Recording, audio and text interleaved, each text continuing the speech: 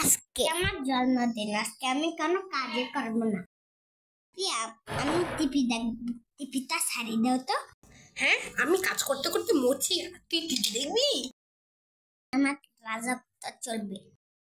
আজকে আমি কোনো কাজ করবো না, শুধু শুয়ে বসে থাকবো। আহা, বললেই হলো।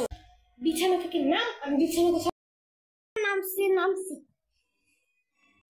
আসছে রাজত্ব করতে। আম্মু একাংশো।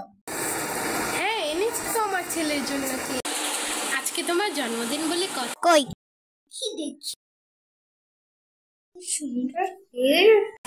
এই জিহাদ, এদিকে আমার হেল্প কর বেলুন সাজা।